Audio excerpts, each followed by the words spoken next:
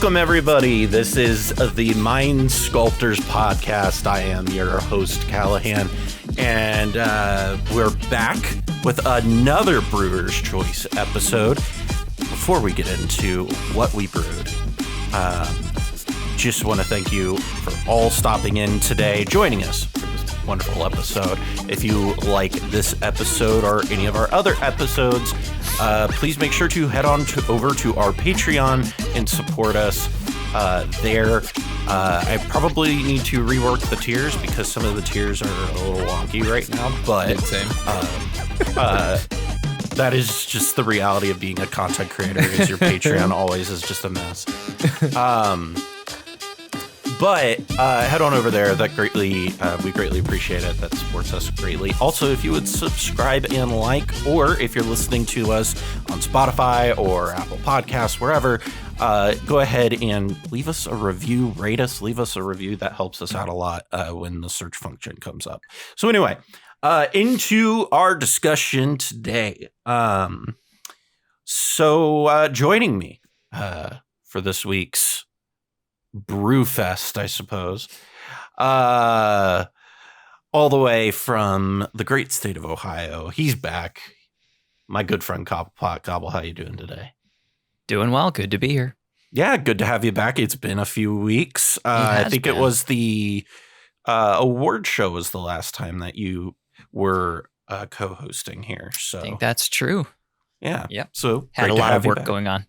Yeah, I understand. I'm currently in the the MLC starts in 2 months. I have a bunch of stuff to do phase of my life. So that is where I'm at. But it's great to have you back. Also joining us is from the great state of Massachusetts. Yeah, it's fine. Is it's okay. It's not very great. It's all right. It's a commonwealth. It is a commonwealth. That's true. Yeah. Is my good friend Ian, and Ian had a little bit of a shipping error too today. Yeah. So I was very excited. Got a bunch of cards from Kamigawa and or the associated commander decks, and I was like, heck yeah! I can't wait for my mech robot to show up because I think it's a super cool card. And I was like super excited for Shorikai to show up in the mail. And I've also been enjoying a lot of Polytyrant lately.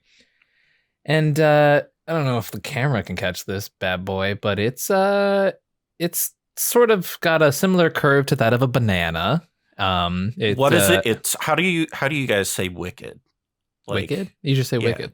It's wicked like boss. Up. Yeah. Wicked. People call me out on that all the time, but I don't even realize I do it.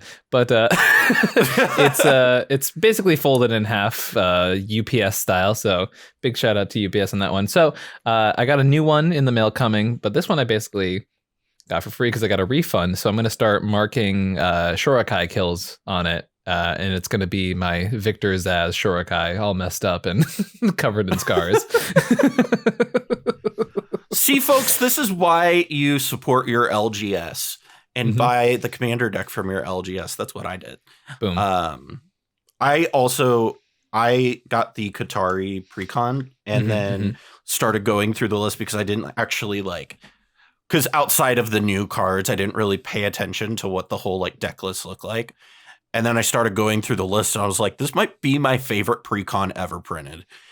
So I'm going to have to buy another one so that I can cannibalize it because I don't want to take this one apart.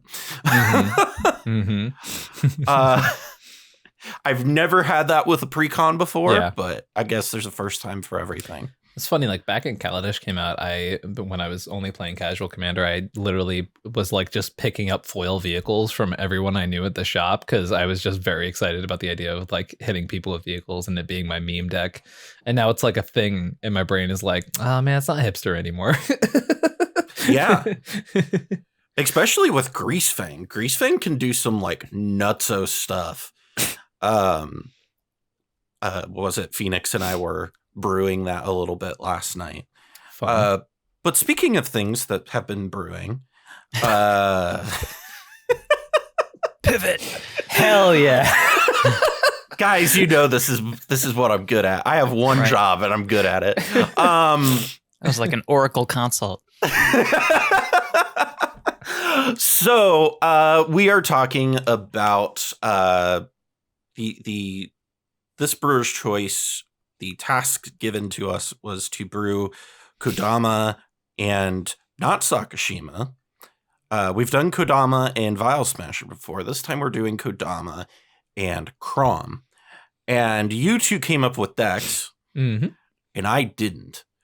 Because I have never felt more not to give like a bad omen for the episode and the stuff that we built or that y'all built, but I had never felt more uninspired trying to brew this deck. Like I was just like coming through things. I was just like, so you do this and yeah, well, I guess I put this thing in and yeah, I guess I can neoform into this thing. And I just got like, my eyes glazed over and was like, I don't know. I couldn't find anything interesting. So I let the interesting things come from you guys.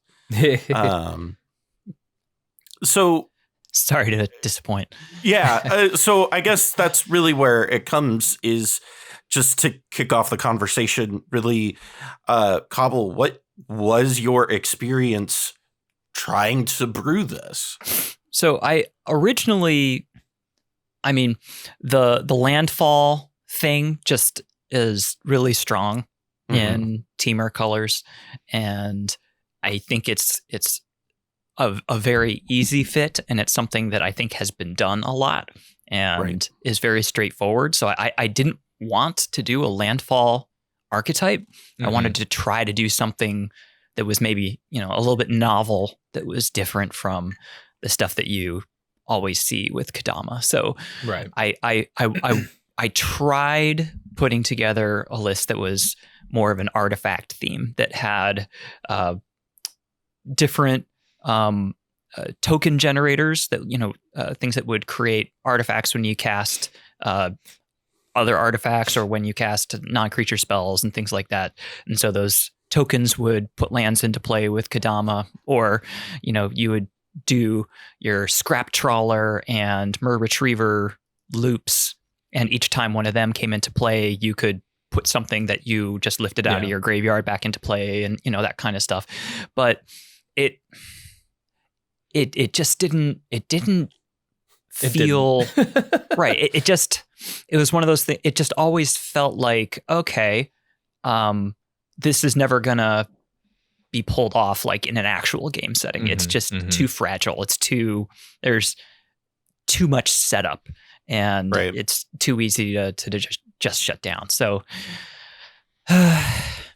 Landfall it is. So it just is the thing that it makes the most sense, because it generates so much mana and so much card advantage, and allows you to be able to run more interaction and more, straightforward, compact combos. And it's just, I think it's the way that you just have to do Kodama Kraum. I don't think that there's like something that's novel that's gonna be better. I don't know if you felt Ian, any different. Yeah, that's what I was gonna say when you were going through this, because when I look at these lists, there's differences between them. And I think one of the main differences I see is the clone effects being different. And this is without like going too deep into like, as we start to like do the deck comparisons, right? Yeah. But like Cobble chose like Spark Double, kind of leaning into that like Sakashima angle. And you chose Phantasmal Image. So like, obviously you went at this a little bit differently. Yeah. So I also stared at this for a long time. So initially I like back when Sakadama came out the first time, I had originally been like, okay, well, what I keep hearing about people who've been playing Sakadama is that they want to have more wheels, right? So I was looking into, now that we have more colors, more wheels, like what does that involve? What does it look like? And kind of like playing around with that, the fact that you get Dockside. So it was pretty cool, like a lot of cute stuff there. But then when it came to actually like winning the game, it wasn't a deck. You know what I mean? Without basically playing 3 copies of Sakashima in the main deck, which I was like, all right, but why not just play in the command zone and like have more consistency with other departments? So then I kind of stepped out and I was like, this is also happened to be at the same time because I do this experiment with outside of this zone of this podcast specifically. I tend to also do like little mental experiments with myself where I tend to go like, all right, I'm going to look at a legacy and or a vintage archetype. How does it translate to cEDH? So for me, I literally looked at legacy lands and was like, okay, what are the things they're doing here that actually translate pretty decently into multiplayer? How can I expand that into a 100-card singleton? And also, I have thought for a while that like it would be really cool to see the stuff that exists with Kodama Tago, but with like Tireless Tracker is just a better Tago. Tireless Provisioner is just a better Tago. Lotus Cobra does similar stuff, but a little bit different. Scoot Swarm's a better Tago. Like literally all of these better Tagos exist, and you don't have to play in the command zone. And with Kodama and Tago, you get 1/2 lands that come in and then bounce themselves. However, if you expand to a third color, that's where you get 4 copies of that. Which made my deck, I think, way more like consistent. So basically the main, where Cobble and I mainly differentiate is between like, that's my main win condition is to have these quote Tagos, not actual Tagos, and use them and a bounce land to be able to generate either infinite mana, infinite damage with Tunneling Geopede, et cetera, and turn that into a win condition. Yeah. Okay. And so I think that is a really good transition into where, you kind of gave us your high level strategy, right? Yeah. Like this is really like Teamer, Kodama, Tago. So, if we look at your list, Cobble, it definitely feels more inspired by Kodama Sakashima, coming at it more from the Simic side of things. Right. And it spiritually is similar. But so you brought up Spark Double, and Spark Double in Sakadama Sakashima in Sakadama plays the role of doubling up your Kodama, and you have 2 Kodamas on the field, and then you win. That is not like a central part of this particular list. You can do that if you've already got the other pieces that you need to win.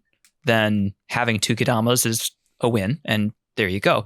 But I actually will use the Spark Double on Kraum or on Prime Speaker Zagana or Tachiova. There's a lot of times that one of the other card advantage engines is the thing that I target rather than a land into play or permanence into play engine, because that's the thing. You're never hurting for mana. You always just like can make as much mana as you want, and especially because you don't have an infinite mana outlet in the you don't have a Thrasios in the command zone. You really do need to be wise about your card advantage, and that's what I'm prioritizing. But at the same time, at the end of the day, I'm just like Ian, going to be winning with Tireless Provisioner or Scoot Swarm plus Sun-Scorched Desert, and or Oboro or something like that. And did I not include Oboro? Oops. That's a mistake. Yeah.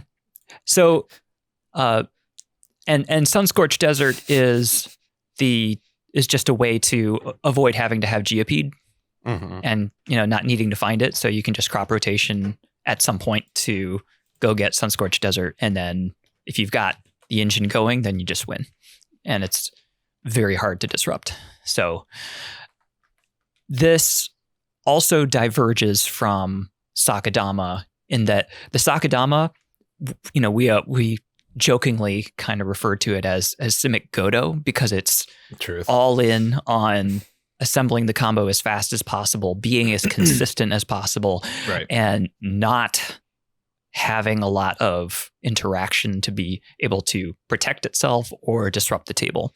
right. And again, I diverge in this list from kind of that mentality. So the idea is, there's 11 counter spells.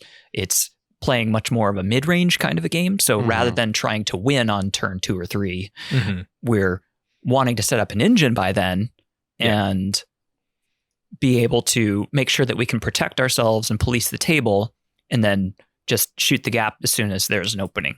And the, landfall kind of combos are tricky to interact with, just because very much so. Yeah. They're, because it doesn't use the stack for the most part.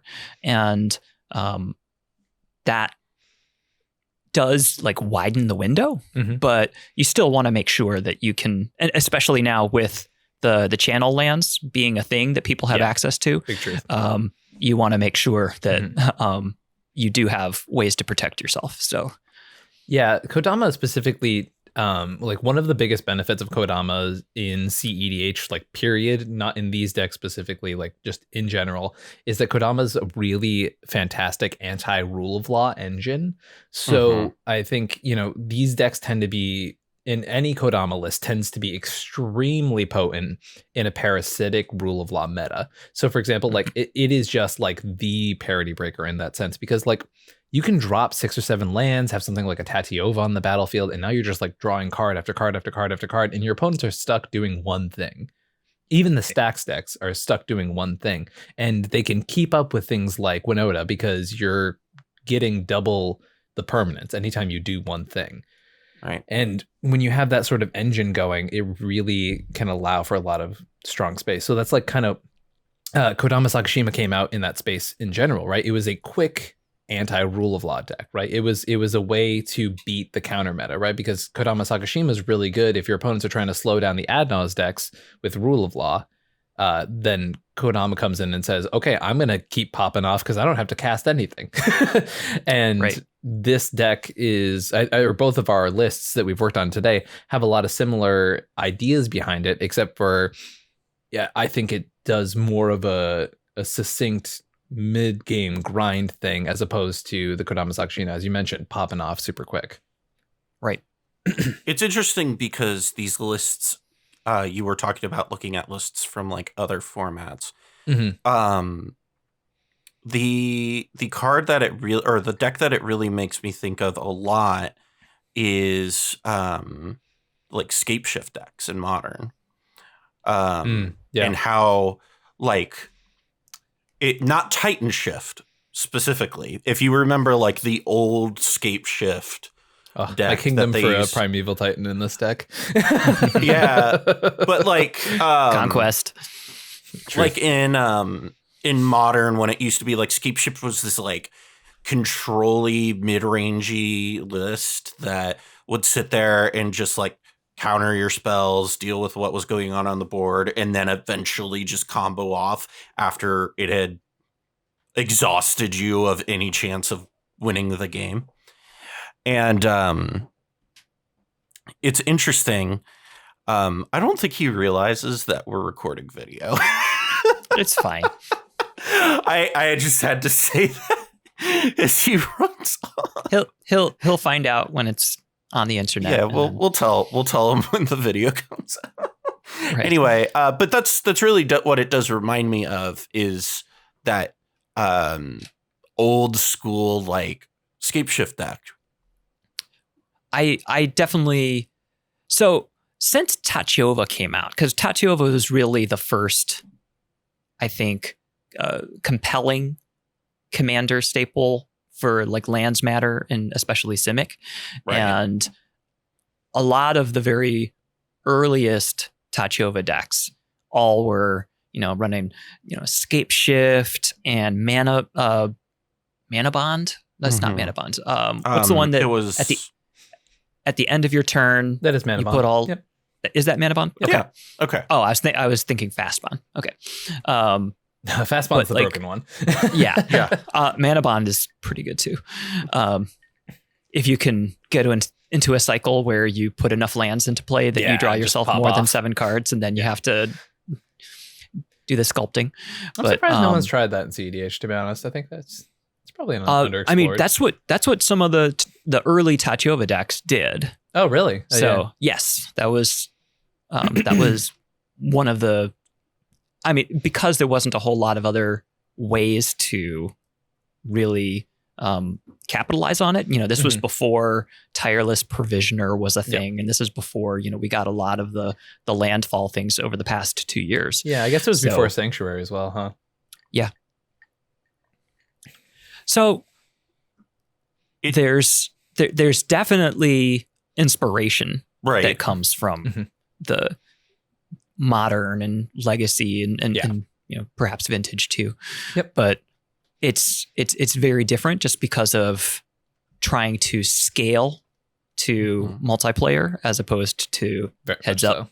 And and we've discussed that a lot in the past before too, right? When we were when I was going through I think like the Golos stacks list, right? Was how do I take vintage shops and then somehow deal with people on a whole table? I thought we were getting our once obligatory Just Guys Don't Blade mention.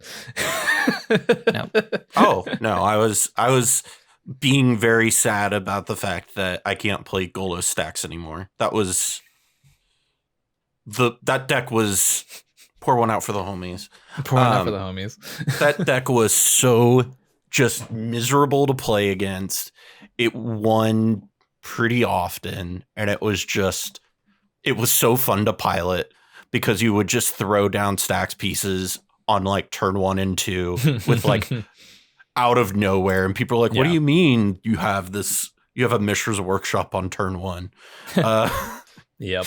But it really reminds me of what I learned with doing that, of how do you scale this to deal with 3 players? Because you can't just play 1v1, and that is something you see in those control and stacks decks, is how does this scale?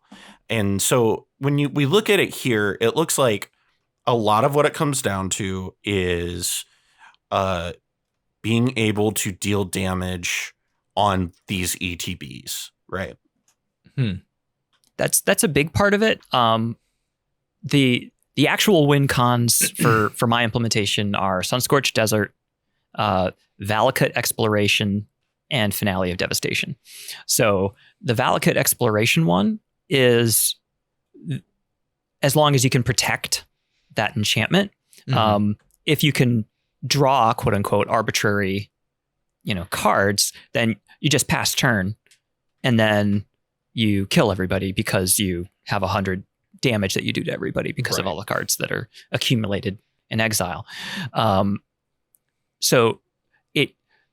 But at the end of the day, you're getting those cards off of landfall triggers. So really it is the landfall is the means by which you are getting to these points. Even with the Finale of Devastation, you're getting that infinite mana off of Lotus Cobra or bouncing Guy's Cradle over and over again, and that kind of thing. So it's the crux of the deck. Explain to me why in a deck that is so reliant on these landfall triggers, right? You really want these to be going off. Would you not go, okay, I want to play Scape Shift, or I want to play, whatever there's another one that's similar to Scape Shift that I'm thinking of, and I can't remember the name of it. The one that looks at how many creatures you have that are tapped and puts basics into play for each of them. Maybe. I don't no, it's a similar thing to Scape Shift. Anyhow, regardless. Okay. Why, what is the rationale between, because traditional logic would tell you Scape Shift with Kodama would make a lot of bananas stuff happen, right? A lot of stuff goes into play. I think one thing that you have to understand is with Kodama that you don't have an infinite amount of lands, right? And I think like Kodama costs 6 mana, right? And that's something we have to always respect when you're playing a Kodama deck. So the idea that like if Kodama said, you can search with your library for a permanent with that CMC and put it into play, way different with Scapeshift's analysis. But this is assuming that you have like all of these lands in hand ready to be played. That feels like a completely different scenario here. Now, if you're like tutoring specific lands, that might be something a little bit different. But specifically, at least for me with Scapeshift, it's like you might have some of your enablers on the battlefield, but Scapeshift is a one-time blowout type of thing. And with a deck like Tatiova, where Scapeshift plus your commander is consistently draw 8, draw 7, draw a ridiculous amount of stuff. Whereas here, it's generate a bunch of Kodama triggers that may or may not have a payoff. Right. And a thing to always keep in mind with Scapeshift is that it's going to be proportionally good to however many lands you have in play already. So if you only have 3 lands in play, then that's not a great position to, your Scapeshift is just going to be drying up in your hand, as opposed to having Kodama and like, Tireless Provisioner and Cloudstone Curio.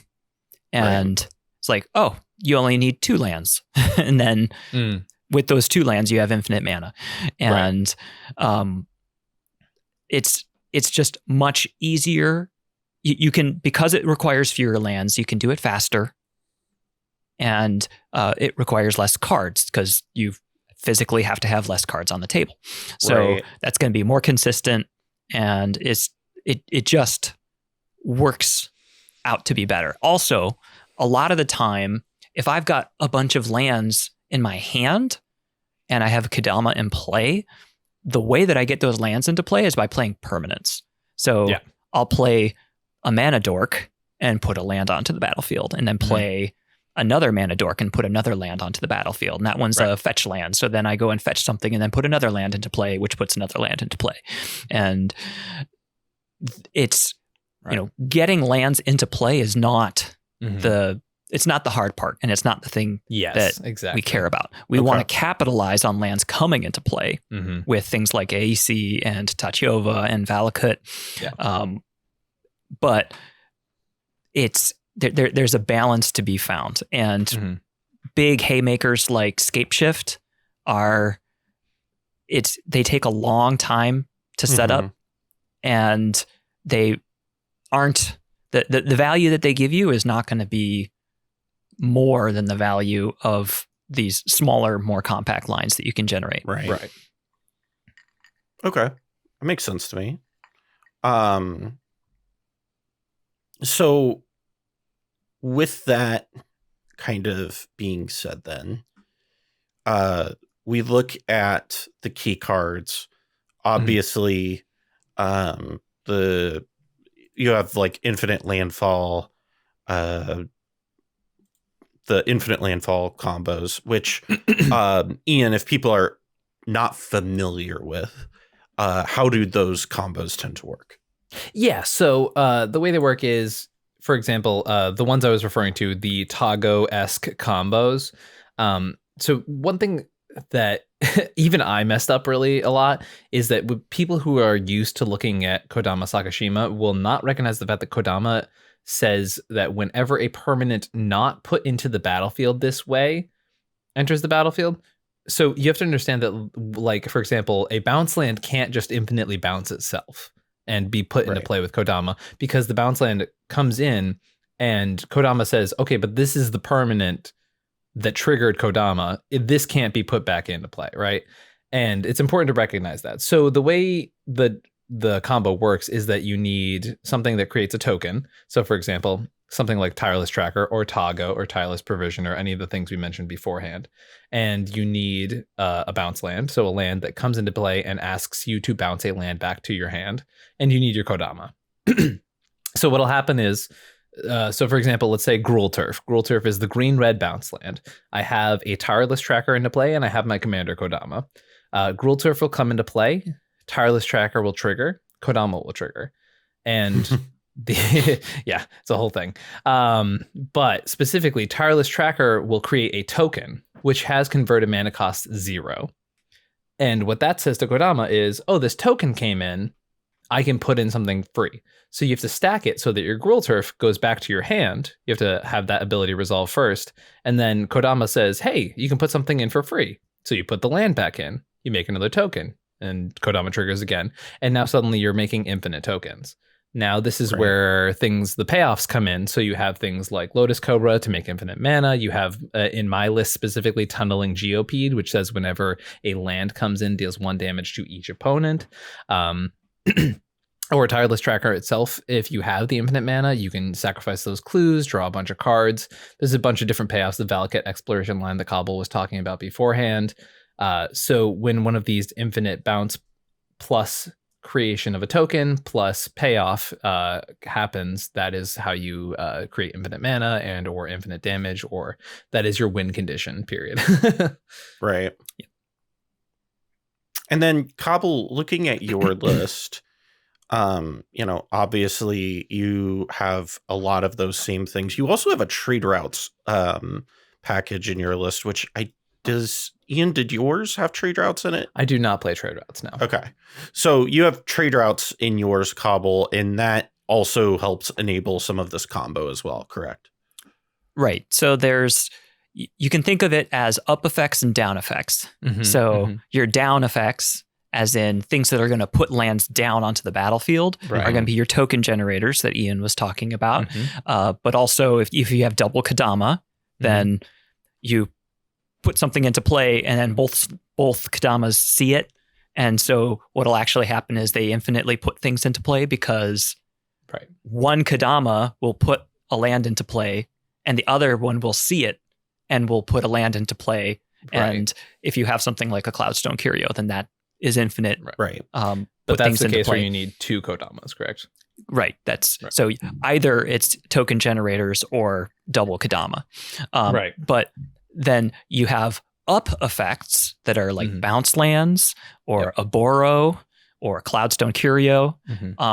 But I'm also running a Aboro Breeze Caller and trade routes for the purpose of mainly with Gaia's Cradle being able to generate mana. So typically what will happen is if you've got, let's say you have Tireless Tracker and Kodama, and you have Aboro Breeze Caller and Gaia's Cradle, and another land.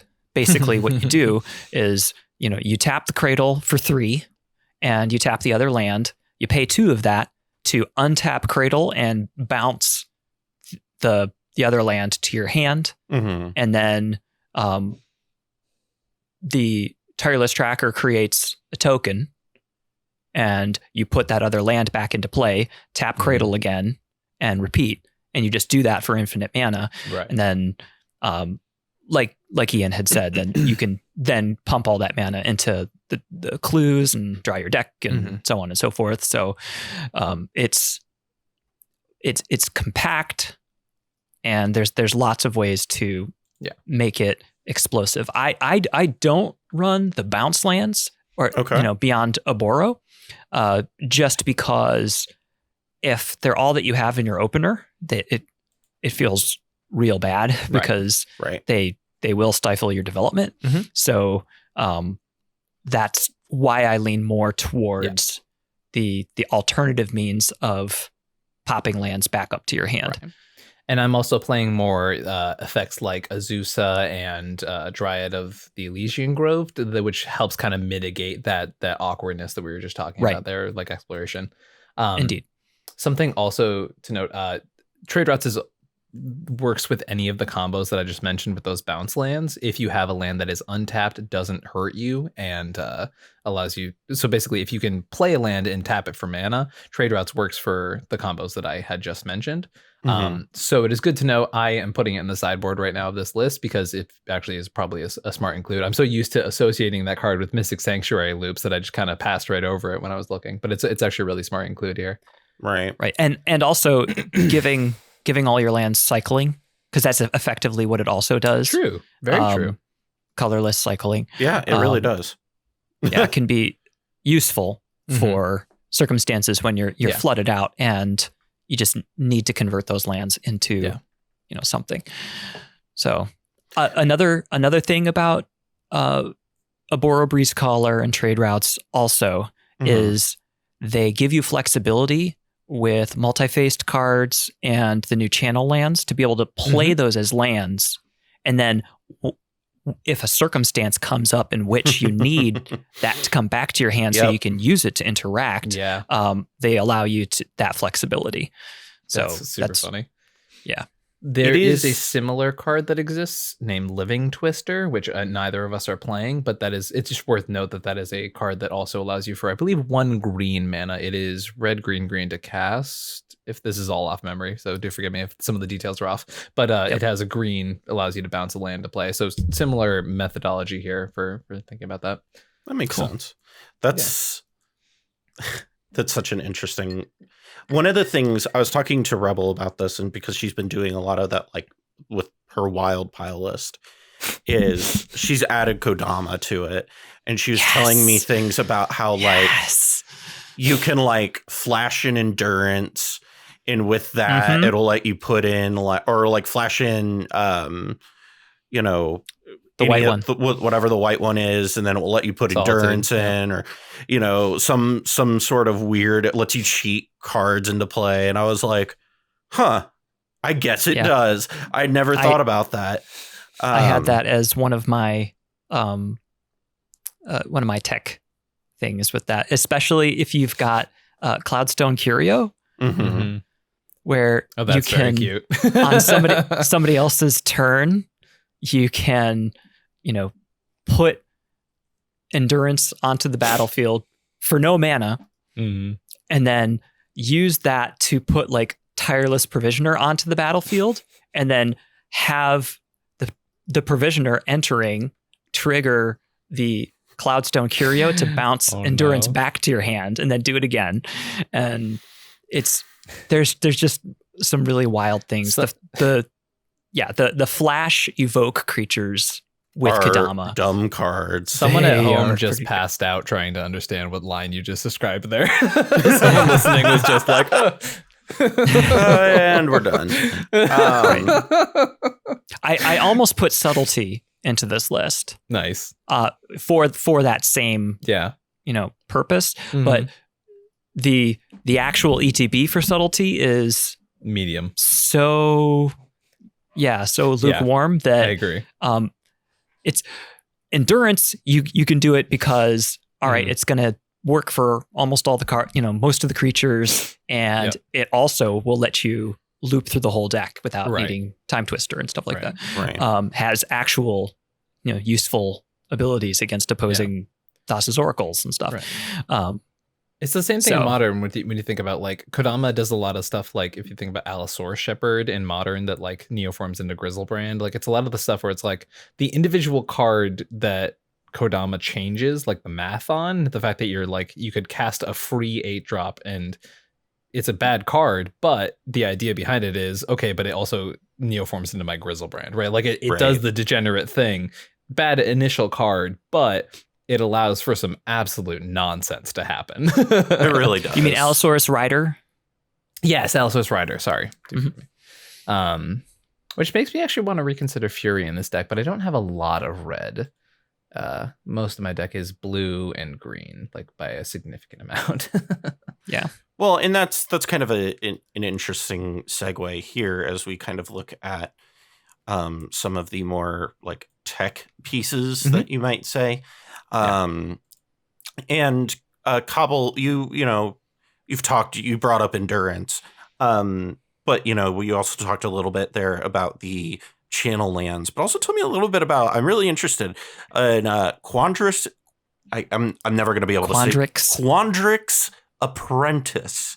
Tell me a little bit about this card.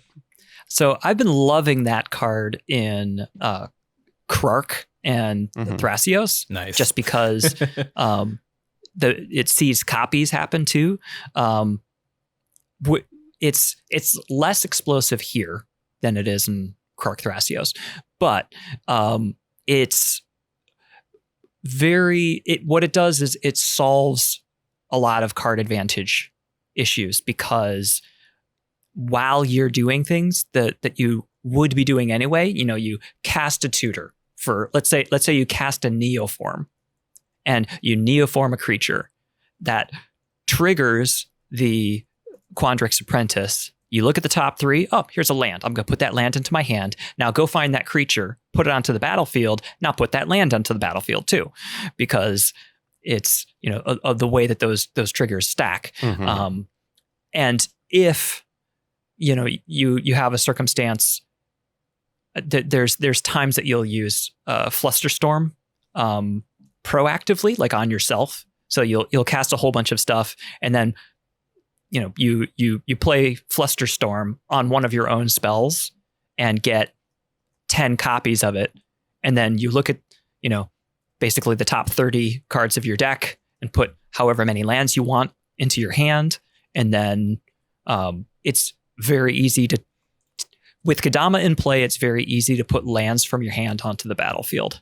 And getting them into your hand is generally the thing that is harder, the thing that takes work. Yeah. Quandrix Apprentice makes it take very little work to always have a ton of cards in your hand, especially when you're playing kind of an interactive, kind of control-ish sort of a game, when you don't quite have a way to combo out, you don't quite have infinite. So you got Quandrix Apprentice and you got Kodama, and you're just going to pass and counter people's spells. And when you cast your Red Elemental Blast and it finds a land to your hand, it's just very, very much on point with what this kind of deck wants to be doing. Mm-hmm. Yeah, that makes a lot of sense. When we look at your list, Ian, that Quandrix Apprentice is really just like consuming my mind. Holy cow.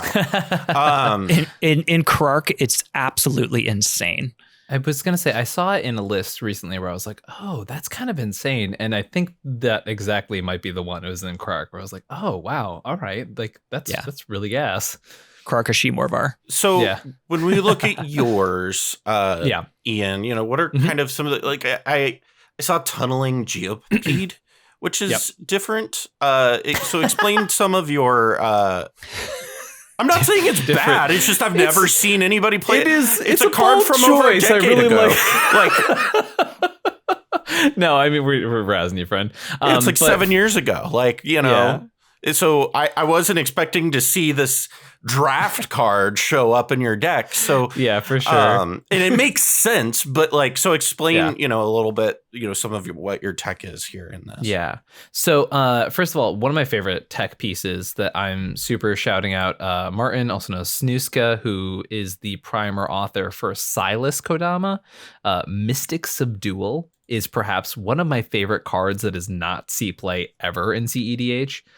It is like my instant Grolnok staple. It's a 2-mana flash enchantment that gives a creature -2/-0s from Ikoria, and it removes all abilities from that creature. So in decks like Grolnok, where you can mill it and cast it out of the graveyard, in Kodama, it's insane because you can be like, all right, I'm going to use this as a removal spell for your Drannith Magistrate, and also Kodama triggers, I'm going to drop a Dockside in. Just, degenerate stuff like that. The card's actually really, really cool. I think those effects are kind of underplayed. The fact that this one has flash, whereas Darksteel Mutation or Kenrith's Transformation, they're always sorcery speed versions of this effect, but this is the first instant speed one that exists, and it's only 2 mana. And obviously, once again, if your commander can break it, it's pretty insane. Love that card. So Tunneling Geopede, we can go back to that one. Geopede is, once again, just one of the outlets for the deck. It's one of the cleanest outlets, I think, where it's just, if you get your land loop going, which there are several, multiple redundant ways of getting that loop going. So with Geopede, it's just one of those things where it's just a clean, all right, if I start doing my bounce land thing with Kodama, you're done, you're dead. It's a very clean way to just finish off the entire table. If you could evaluate Geopede versus Sunscorched Desert, how do you compare those? Right. So it with trade routes, Desert just gets way better, right? But I, as we mentioned before, did not put trade routes on the list. So for that specific reason, the way that my variant is built, it is all around getting those bounce lands to be infinitely bounced. Okay. And I don't have ways to get a second Kodama. So without that, there's no way to loop Sunscorched Desert. So because of that, Sunscorch is like considerably less efficient. And if I was to like go into the trade routes ankle more to have a few more effects like that, like Breeze Caller, then obviously Sunscorch is a great include there. But my loops don't involve the ability to pick up an additional land, which is kind of where that problem happens.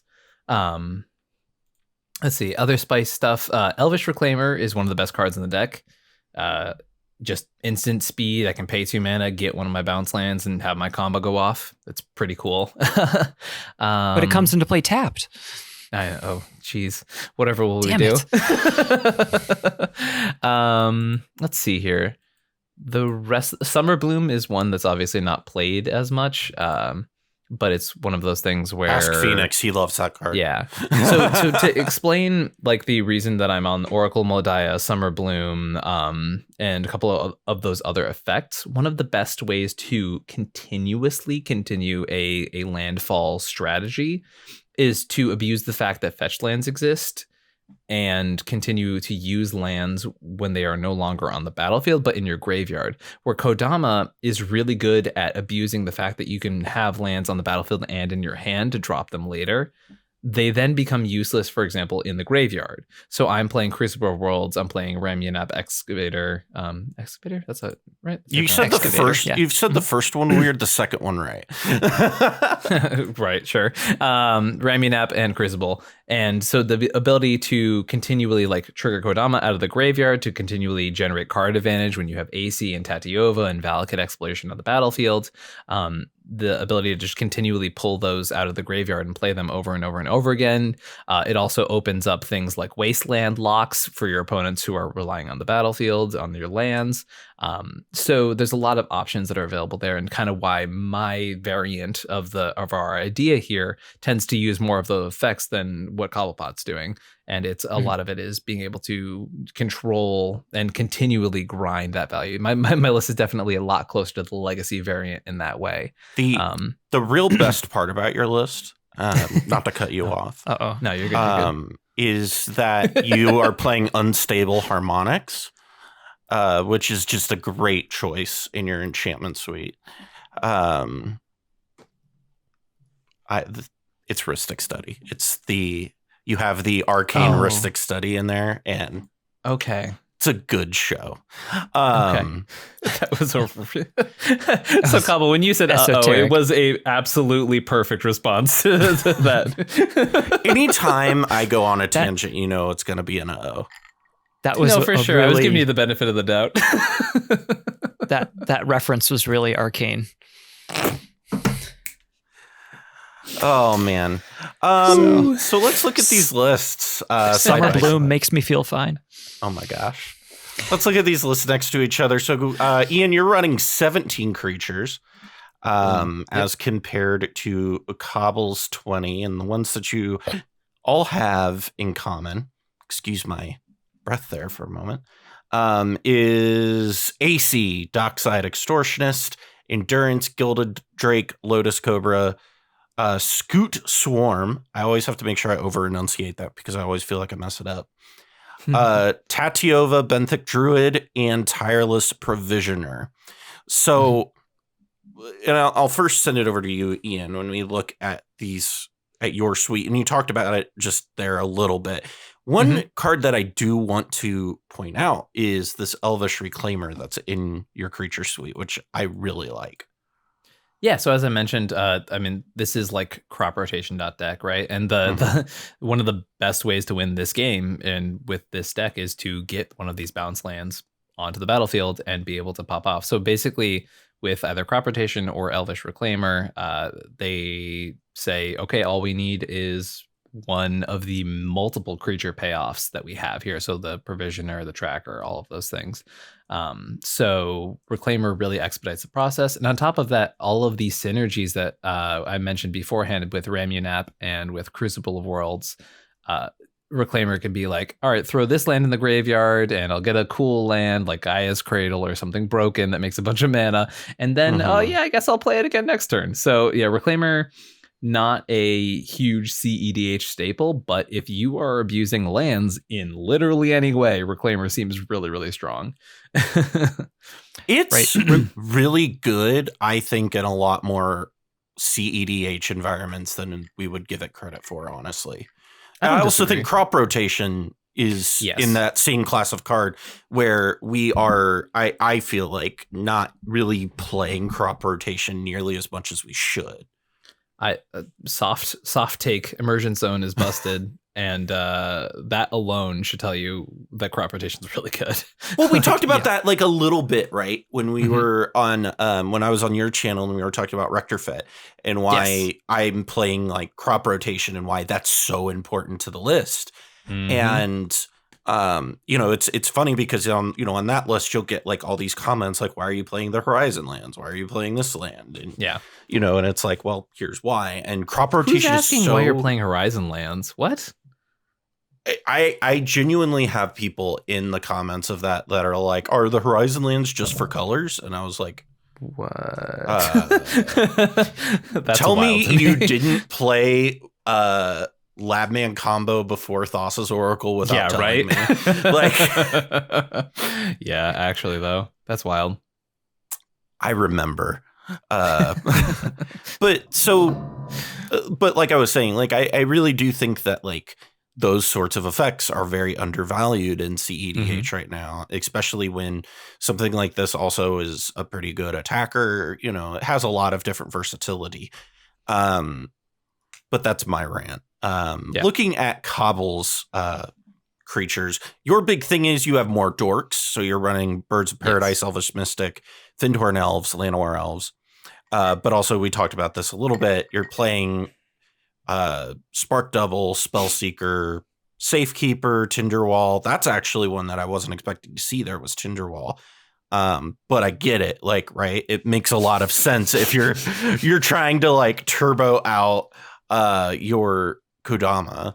But so you want to get your Kodama out really quickly. And Timberwall also, once, if you draw into it after Kodama's already on the battlefield, then it is an extra land drop. Right. That also nets you red. So it's just a really good acceleration piece. Right. Yeah. That doesn't require haste and really should, I think, see more play for decks that have green red. I've gone on rants about this before. I think Tinderwall is like one of the just like, it's so hard to describe, but acceleration is so huge when it comes to cEDH. And like one of the main reasons for a long time I was pitching green in the Adnaz decks was being able to play Tinderwall. And that's like Elvish Spirit Guide and Tinderwall as options for your acceleration are actually major points in favor of green based aggressive or quick decks. It's so funny. We were kind of talking about this the other day, Ian, you and I, and when we were like chatting back and forth, is that I feel like some cEDH channels or groups or people will like make these like takes and people will be like, oh, that's we agree with that, and it's like a hot take, but then we're over here, we're just like, dorks are good and blue black is good and Thrasios is good, and evidently these are hot takes according to some people. The spice. We're really getting guys. Well, it's a controversial opinion. Necropotence being good is a controversial opinion now. There's a lot of people that are saying that Necropotence is not playable, and I think somewhere if you're going to espouse crop rotation and emergence zone, fair, and say that Necropotence is bad, I'm not saying that. You need to reevaluate your stances on things. I'm. We don't have to go. This will be a whole episode on its own. I'm in the anti-necro camp. But if you look at the decks that I play, it makes a lot of sense. Sure. Yeah. That's fair. I don't often play necro decks. Right. I often just don't play like ad nauseum decks that aren't like mid-range ad naus decks to begin with.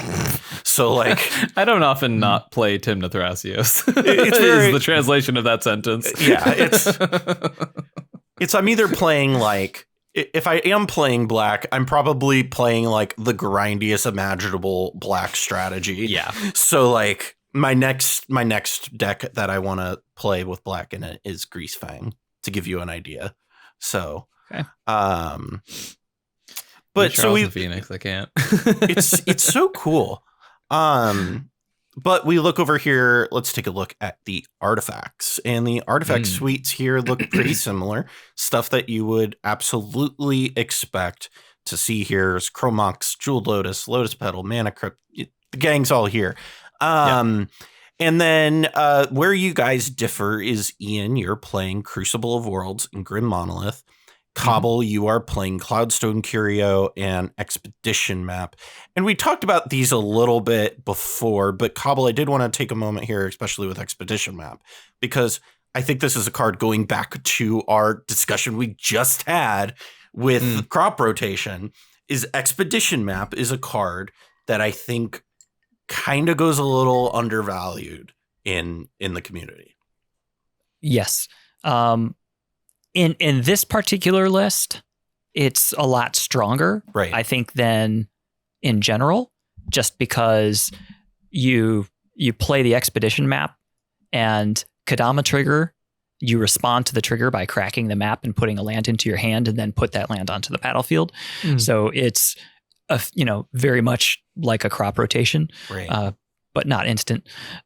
Whereas in most other contexts, it's going to be, you play it and then you crack it on somebody else's turn and then use it as your land drop later. Right. But just for that explosiveness, I've used both crop rotation and Expedition Map to get fetch lands. Okay. Just because of the way that you can string things out, especially if you've got, a Lotus Cobra. Because Lotus Cobra turns a fetch land into 3 mana. Yeah. And Lotus Cobra.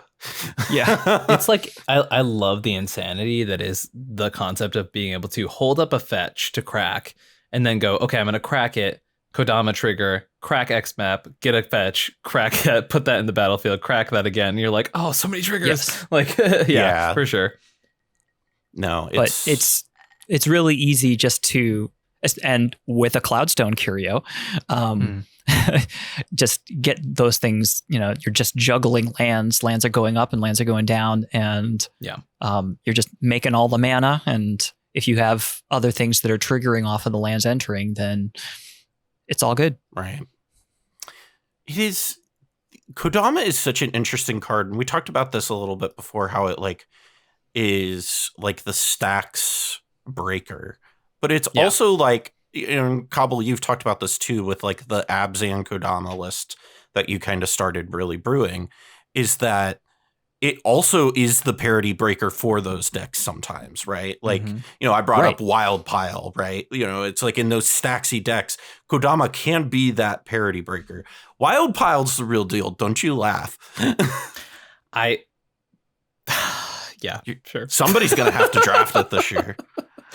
I'll draft it. That's fine. I have played against that deck and gone, hey, 4-color deck with blue, do you have any interaction? And seen my opponent playing Wild Pile go, nope, too many times to like Wild Pile. So that's my opinion. That's where I'll leave it. We're good. It was a very parasitic list, and I would suggest more interaction in it. That's what I'll say. Parasitic decks have their place, though. No, for sure. I've played a ton of parasitic decks. I'm just saying it's a parasitic deck that sometimes people claim is not parasitic, and I would love for people to recognize that it is. Yeah.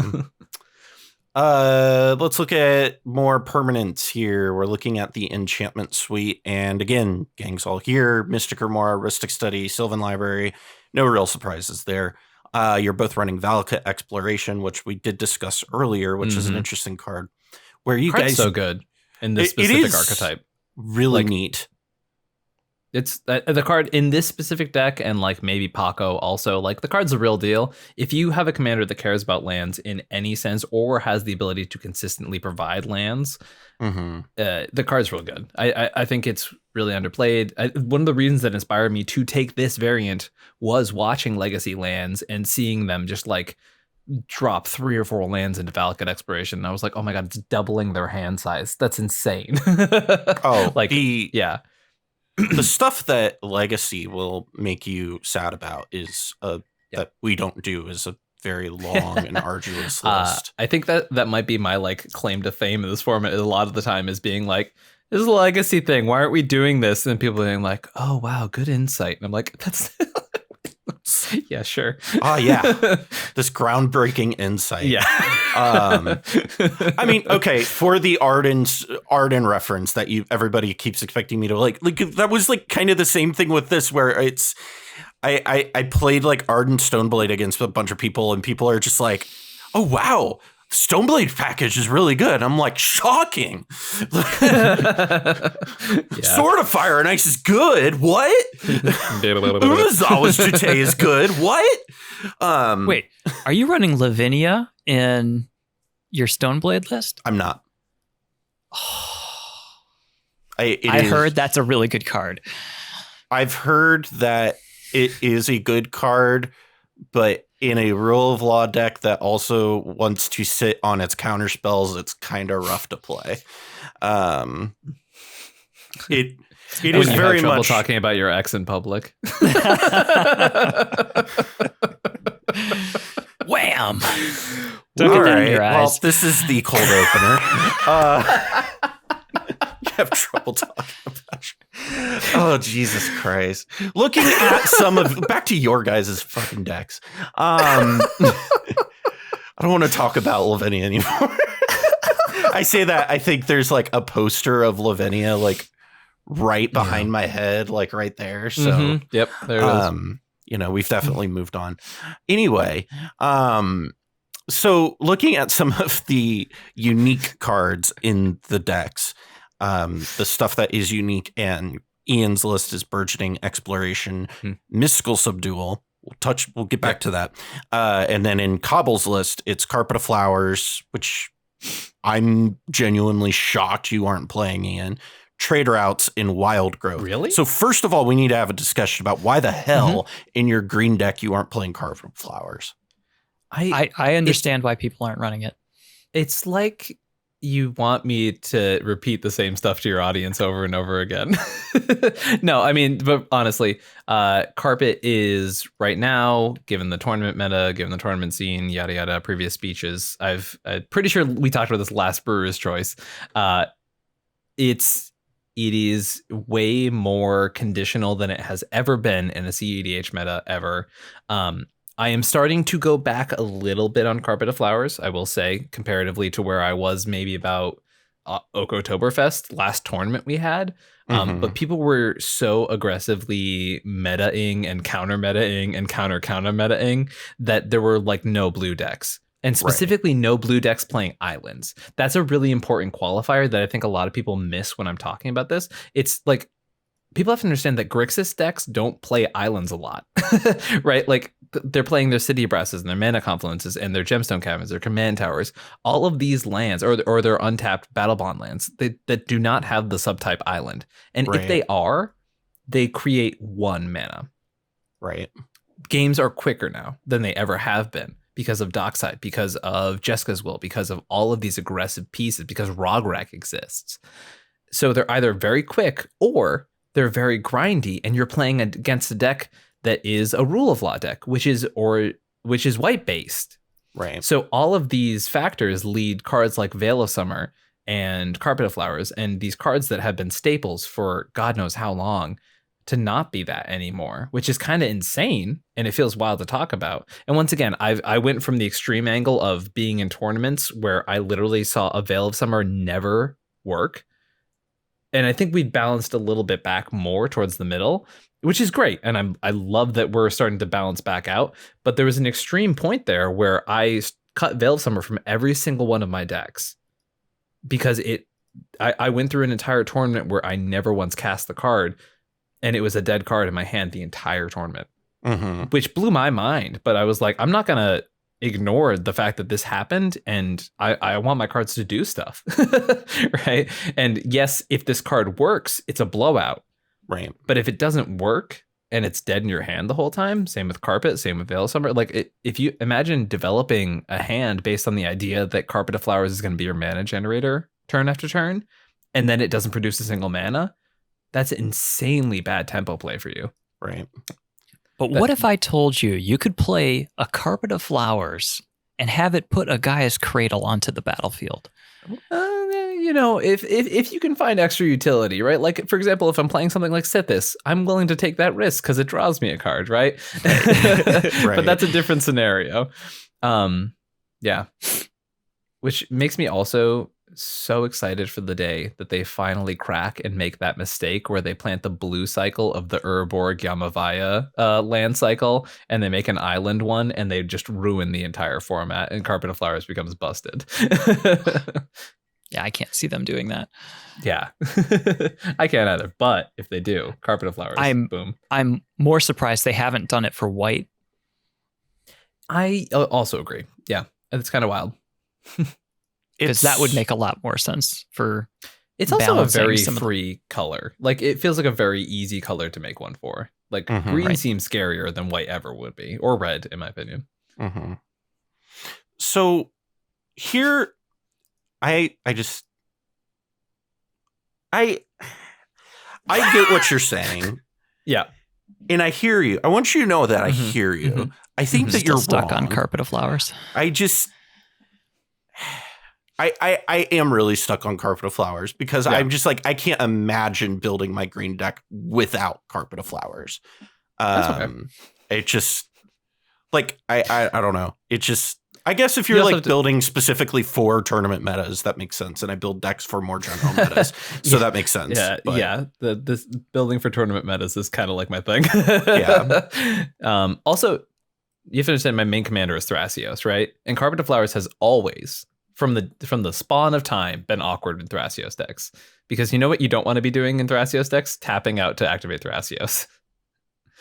And I found that play pattern to happen so often, just aggressively so often. And yes, there are times when you're like, but I'll play my thing at Sorcery Suite. Not, it's Thrasios. I never want to tap out. I never want to tap my mana. I want to say Thrasios, Passios. Let's go.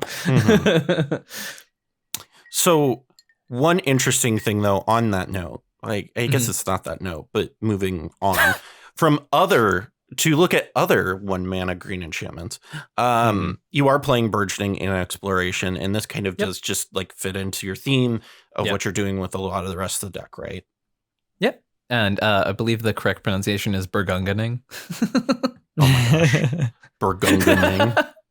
Yeah, Burgunganing. You ever heard it called that? I have never heard it. It's my favorite meme pronunciation in the format. You, right? I am aware of that. I am aware that I'm being messed with. It's just very clearly like all in on the lands, and yes, these are some pretty classic casual staples, but they work for a reason. Right. No, that makes sense. A lot of these are really compelling if your list is aimed at not only, exploiting lands going up and down on your side, but if you're running Overburden and Mana Breach and Storm Cauldron and that kind of thing. If there's definitely a variant of this list that swaps out a couple of the cards I'm playing for like all of those effects, and it's much grindier and it's much stacksier. Right. I will say that type of strategy is much more effective in a meta that does not reflect our current one, due to the fact that, in the same reason that Back to Basics and Blood Moon is not as effective as it once was, and Dockside being a huge part of that. And I know, Cobble, you and I both share a love for Blood Moon and Back to Basics, and it's hard to exist in this reality for me. I don't know about you, but yeah. Someday. I am once again. Listen, I want to play Blood Moon in Stoneblade so badly, but it just never is good enough, it feels like. I miss it so much. It's I do too. literally my favorite card of all time, and I just can't play it. You want to know how much I like it. Like, I have one of these beauties. So taking a look at, still looking at enchantments, right? You're playing Mystic Subdual. Yeah. So what does this do? Like, for the people who are unfamiliar with it, didn't see this card in the draft format. So what is this, really kind of explain exactly what this is doing outside? Like, why is this not dressed down? Yeah, so that was the question I was going to ask. I was going to say, what does this have over dressed down? Sure. So as I did mention this during the tech portion of the when I was talking about that beforehand, but a lot of the time, specifically as I mentioned, the ability to cheat in certain permanents, i.e. Dockside, Phantasmal Image, Elvish Reclaimer, etc., and be able to have those permanents activate as soon as possible. While I understand that dress down is a very appealing option, I think single target removal has a much better place. The idea that dress down would come in and then not trigger Kodama makes it kind of counterproductive to exactly what we're trying to do here. Sure. And all of the benefits that the deck is aiming towards, all of my payoffs, all of my win conditions are creature based. So playing dress down feels like a good response, but it also feels like shooting myself in the foot pretty often. I mean, that's fair. Yeah. I get that. I think that you don't play dress down. But it's also... Sorry. I was going to say, you generally don't play dress down on your turn, which is I feel like, Kodama-oriented lists are generally going to win during a main phase, like during your turn. And it's not often going to be, winning on somebody else's upkeep, for instance. It can, but that's not the typical thing. Yeah. And I think that most of the time you cast dress down like at somebody else's end step or in response to Thassa's Oracle or something like that. Right. And then it's But even gone. if we are casting it at end step, right, we lose all benefit of casting a flash enchantment. So right. Yeah, I mean, basically it removes all Kodama benefit from the list. And so I'm in the camp that dress down is one of the most broken Magic cards printed in the past year. I'm also in the camp that it shouldn't just be shoved wherever we can shove it. I would agree with that. Yeah. Also, I realized that we kind of powered through creatures without talking about what I think is one of the most important creatures in the entire deck. Which is Maloku, Tireless Tracker, the Clouded Mirror. Okay. Oh, Tireless Tracker is also good, but I've kind of gone over why that's important. Maloku, which is one that kind of blew my mind that it isn't seeing play in your list, Cobble. I'm not running win condition with Kodama. Yeah. Right. I'm not running it just because, for the most part, the Tireless Provisioner, Tireless Tracker, Scoot Swarm they're effectively just as good a lot of the time. Yeah. So it's one of those things where I've got, there's a couple of ways to get this effect at 3 mana. And so for instance, Tireless Tracker or Tireless Provisioner is giving you treasure tokens or giving you, clues, that you can later crack. Whereas getting, I forget what Maloku creates, if they're just like spirits. Makes a 1/1 flyers. Yeah. Yeah. Right. But it's 5 mana, and the thing that it gets you is less just innately useful, or able to be capitalized off of. Given the choice between Maloku and Scoot Swarm, I'm just going to take Scoot Swarm. And yes, that's I reckon interesting. Yeah, and that's because of the density of up effects that I'm running in the list. So in your case, because you're running the bounce lands, then I mean, Tireless Provisioner is almost always going to be better than Maloku, because you don't need Maloku to bring the land back to hand. But the rest of the combos are 3-piece combos, right? You need Kodama, you need a bounce land, and you need an outlet. Whereas with Maloku specifically, it is the equivalent of having Scoot Swarm and a bounce land at the same time. Is kind of the thinking here, because you are able to return the land and play it infinitely. So for me, it is a reduction to a 2-card combo as opposed to 3 separate pieces, which do have redundancy and the ability to be interchanged, as we've talked about kind of throughout the episode. But I think the ability for it to become concise and then 2 significant cards, I think that's pretty important. Okay. I originally had Maloku in there, and I cut it just because the other 3 drops they've felt adequate. Sure. Yeah. Makes sense. And I think we should just explain to anyone listening who's like, what the heck is a Maloku? It is specifically, Maloku says you can pay 1, return a land to your hand, and make a 1/1 token. So as I mentioned, it expedites the entire process there, where you can, if you have a land that can come in and tap for even a single mana, what happens is you have the ability to bounce the land. You make a token. Kodama says, all right, you can play something 0 or less because you made a token. You put the land back into play, activate the ability again, return that same land to your hand, make another token, and it makes infinite tokens, infinite land drops, infinite creatures entering the battlefield. Yep. Yeah. Scoot Swarm has crashed many an arena game. Yes. Big facts. Very big facts. I was tempted to run Uyo, silent voice. That's the 6 mana fork, right? Yes. It's 6 mana creature, and you can, I think you pay 2 and return 2 lands to your hand to copy target spell. And sorcery. And I have long used that in Tachova lists as a meme with Eureka. So you cast Eureka, and then awesome. with Eureka on the stack, you activate Uyo to bounce 2 lands back to your hand, and you make another copy of Eureka, put all of the things that are in your hand onto the battlefield, draw some cards, I love that and so then much. tap them to copy it again, and just but it's when it works, it's just one of those things. It's just hilarious, but it's really not 50% of the time. It works every time.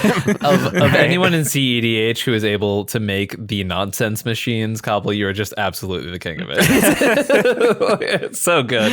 It's so good. Also, Eureka being a $500 card is also makes it. Yeah, babe, it's on the reserved list. Oh my God, Magic, stop. I probably 10 years ago, I ordered a copy of Eureka from, I forget where it was. I ordered it for $50 off of one of the vendors, and it got lost in the mail and never showed. Oh, no. And it was just one of those things that just kind of fell through the cracks, and I never pressed to have it reconciled. So somewhere out there, you are owed $500 is what you're telling me. For sure. Right.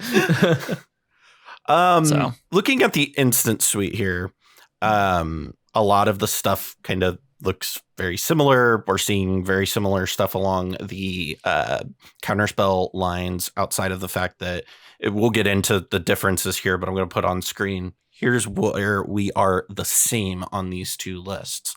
And for our listeners on just audio, I apologize. I don't want to say every instance name. But Brainstorm, stuff Crop Rotation, Cyclonic Rift, Dispel, Flusterstorm, Force of Will, Mana Drain, Mental Misstep, Miscast, Noxious Revival, Swansong, and Worldly Tutor. Every time I do that, I feel like I'm announcing the starting lineup for a baseball game. And so I feel like I have to go into the sports mode of and Crop Rotation, Cyclonic Rift. But where you are different is with stuff like Force of Negation, Mindbreak Trap, Pact of Negation, Red Elemental Blast, Spell Snare, and Stern Dismissal for Ian. And then Cobble, you have Alchemist Retrieval, which I know you're really high on. Chain of Vapor, Court of Calling. You were playing Deflecting SWAT, Delay as a Lavinia player. I approve. Fierce Guardianship. There we go. I got the Lavinia reference in there. Fierce Guardianship. Mystical Tutor, Pyroblast, and Veil of Summer. So we've already talked about Veil of Summer. We don't need to talk about why Ian's not playing that. I can bring out the soapbox again. We can go. So I think, as weird as this sounds, I think Cobble's insert sorcery list are like all the stuff where I go, yep, okay, and then I look at yours, Ian, and I'm like, you've made some choices. So Force of Negation, right. I get what, you're wanting to interact on other people's turns. Mindbreak Trap, I also get, and that is one of the things that you and I have talked about on your channel is how good Mindbreak Trap is. Pact of Negation. We also talked about when I was talking about Rector Fit, right? Is when you're trying to go off, it's really good on your turn. These other three of these things are not like the other. So explain to me what's going on with Red Elemental Blast, Spell Snare, and Stern Dismissal. Well, you see, let's start with Spell Snare, because Spell Snare was in fact a typo. It was supposed to be Spell Pierce. Okay. So I was looking through the document earlier and went, crud. Yeah. Didn't have time to change that one in time. That happens whenever we do these episodes together, because that happened to me where I was like, no, I just fucked that one up. I forgot mental misstep. I remember that one. Yep. Right. No, I did mean to say Spell Pierce because I'm very high on Spell Pierce right now. I am also decently high on Spell Snare in decks that are not this one. This is not a Spell Snare deck. This is a Spell Pierce deck. I did a silly. That is so funny. Yeah, it's almost like I make probably 15 decks a week that I never get to test, and this was maybe one of them. So that was that. Let's see. The Stern Dismissal. Stern Dismissal. So Stern Dismissal is if I'm playing a deck that does not have access to black, i.e. the ability to play Abrupt Decay and Assassin's Trophy, and I don't want my opponent sacrificing a land to absolutely dongle my entire deck, i.e. Chain of Vapor, I play Stern Dismissal. Okay. So the idea here is I give up the ability to hit artifacts, and I gain the ability to not have someone sack a land and put Kodama in my hand, and for me to weep openly during the middle of a game. That's it. I'm playing AC, I'm playing Tatyova, I'm playing Kraum, I'm playing Kodama. All of these cards I do not want bounced back to my hand. That makes sense. Ever. But I understand. Also value 1 mana interaction a lot. So it's in there. That was one of the things I was going to toss to you, Cobble, is that is part of the reason you play Alchemist Retrieval and you like it so much. Yeah. So Alchemist Retrieval and Chain of Vapor are, I would say, much more often used on my own creatures than on other people's creatures. So Chain of Vapor doesn't sting when you use it on your dockside or when you use it on so generally I save the Alchemist Retrieval or Chain of Vapor for when Prime Speaker Zagana comes into play. So you have your Kodama, and then you natural order one of your dorks, and you put Prime Speaker Zagana onto the battlefield. It's going to be a 7/7. You get the trigger to draw 7 cards, and you get the Kodama trigger. So you draw 7 cards and look at what you got.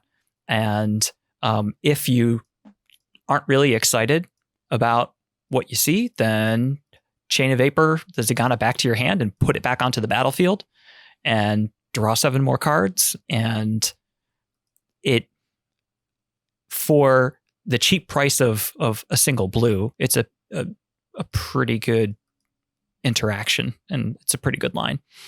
That's also, I'm pretty sure, something that's in Sakadama as well. That's a thing that they do in that list as well.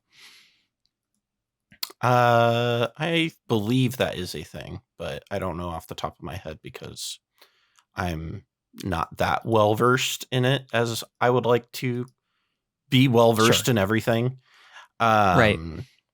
Here, let's look at the Sorcery Suite here. We've got a lot of differences here in the Sorcery Suite.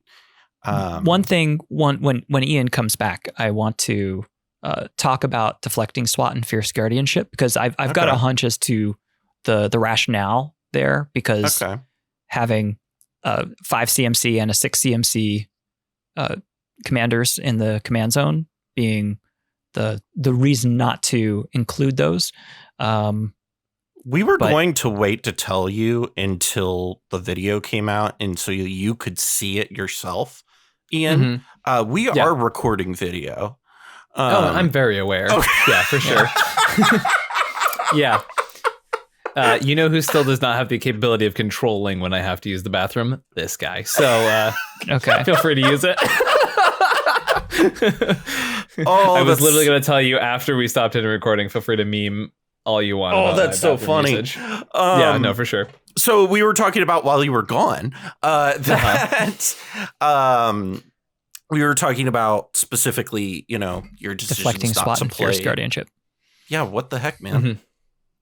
Although I love the concept of turboing out my commanders, which I do often do with the mulligans in this deck, I don't want to rely on having a 5 or a 6 drop on the battlefield. Like the mana engine, the card advantage engine, the Tatiova engines, all of these engines, the deck is built so that I can grind and create ridiculous amounts of card advantage, mana advantage without my commanders in the battlefield. Right. The cards are very strong. Fierce Guardianship and Deflecting SWAT are some of the best cards in the format. They're extremely powerful, kind of broken, really good at stopping early threats and threats without having to invest mana into it. However, I figure if I'm dumping like 6 lands onto the battlefield a turn when my engine's going, I might have extra mana, is my concept. Like I may have a mana or 2 to spare. I mean, that's not unreasonable, I guess. Yeah, sure. I feel like Deflecting SWAT, especially with Neon Dynasty, has gotten a lot stronger because it's one of the few ways to interact with the channel lands. So yeah. Just be like me and play Blacksmith skill. It's one of those things where I think sometimes people over evaluate recency bias.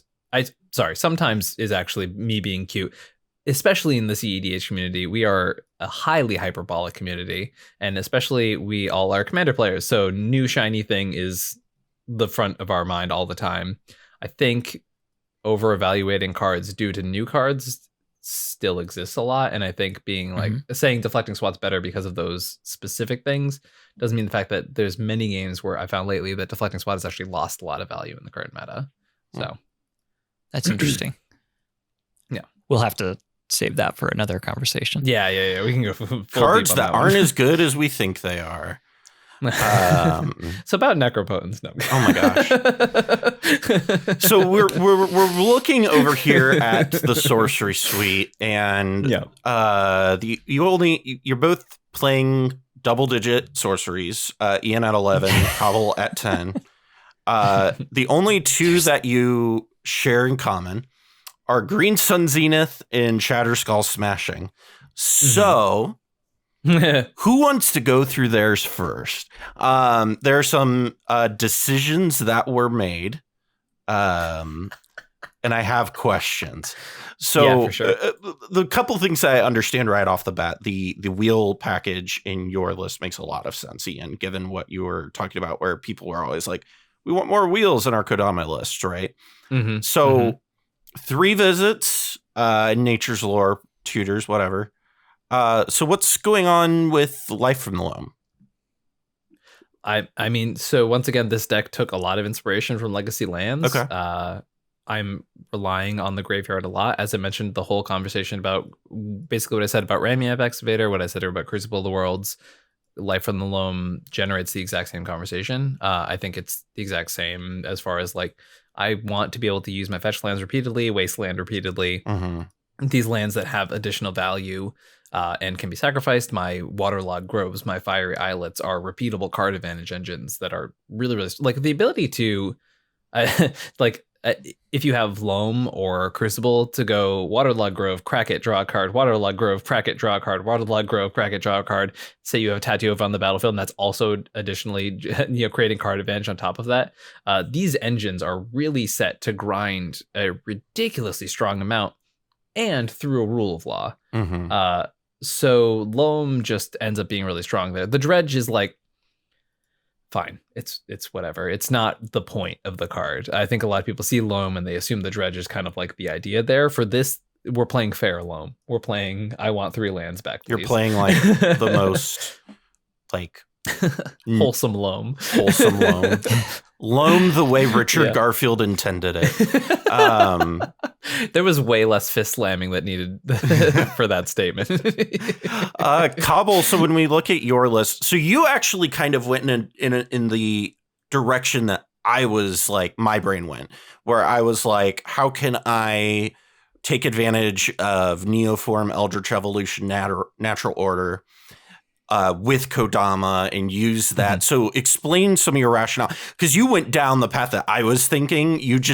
I just saw where the destination was going to end up, where it was getting all the same like Kodama Sakashima pieces, and was like, meh. So my other list also had that mentality as well. The EE Neoform of the world, right? So again, the place that we want to get to is to having specific permanents on the battlefield, having Tatiova, having AAC, having Prime Speaker Zagana, having Cloudstone Curio. So Transmute Artifact also is an important member of that list. Especially getting your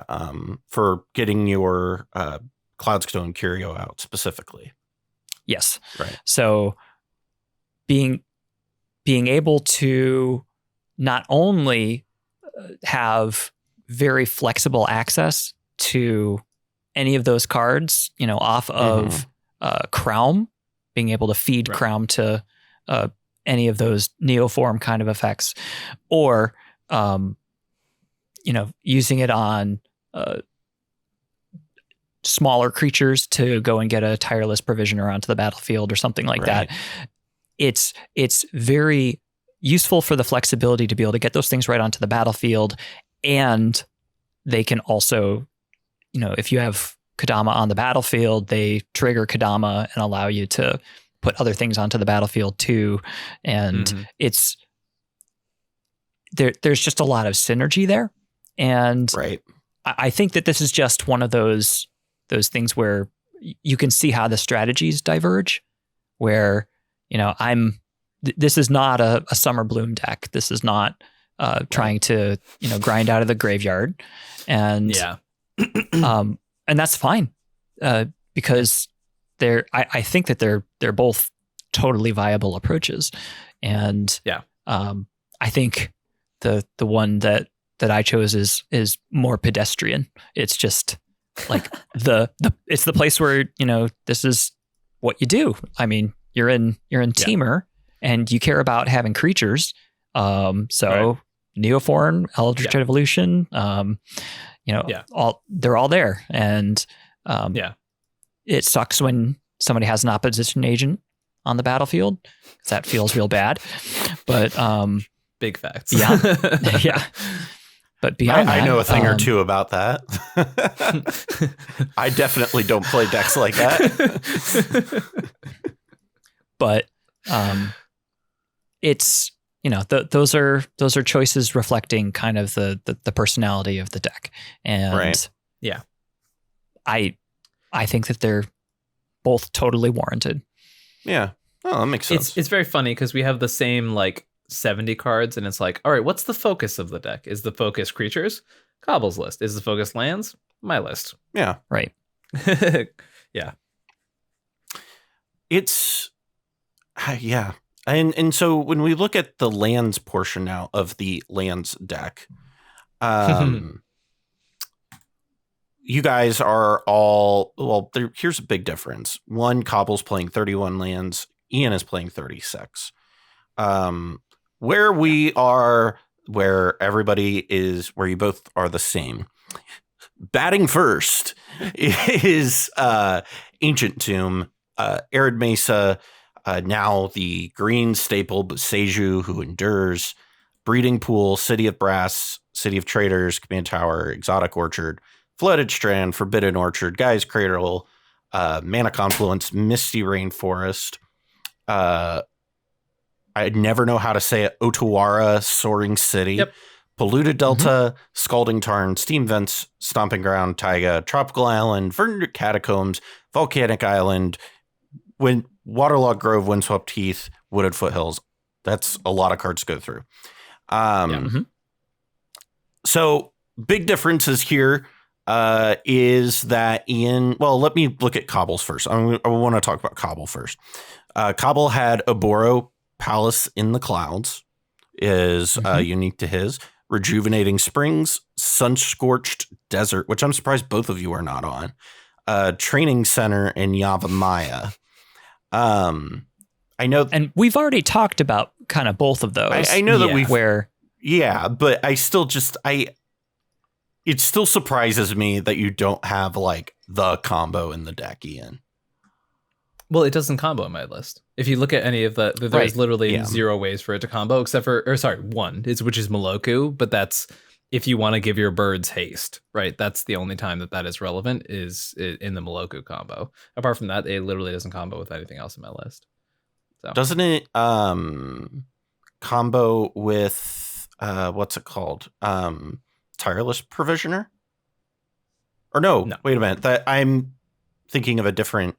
Yeah, no. That does combo with it because Tireless Provisioner, the landfall triggers, you stack the triggers, so the landfall comes in, creates a Kodama trigger.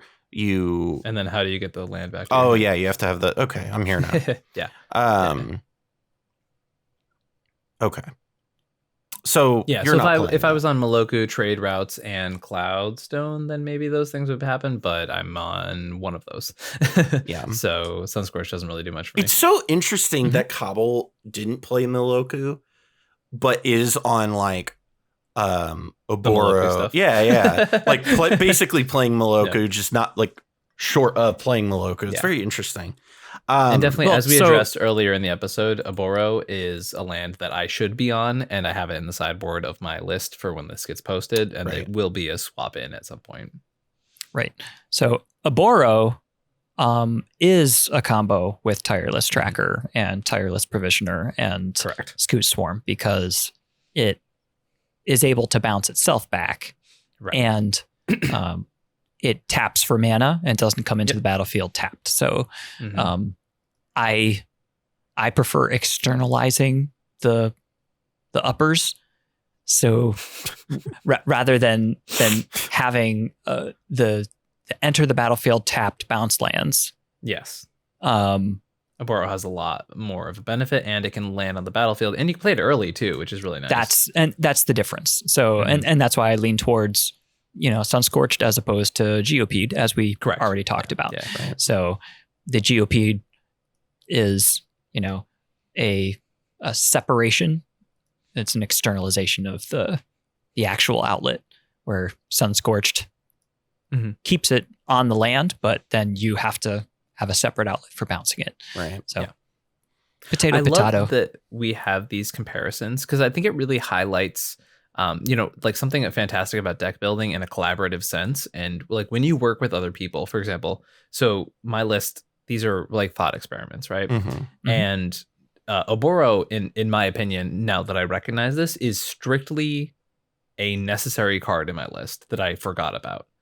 And I love that we have these abilities to bounce ideas off of each other, because now my list will become more optimized because we've had this conversation. Right. And I think that just like goes to show the strict benefits of like working with other people when you're coming to like building and brewing and cEDH. The idea that, just through basic conversation and through a knowledgeable source like Cobblepott here, I can go, oh yes, that is a card I completely forgot about. It is explicitly an include in this deck that I forgot about. Yeah. And it just shows the benefit of this brewing process.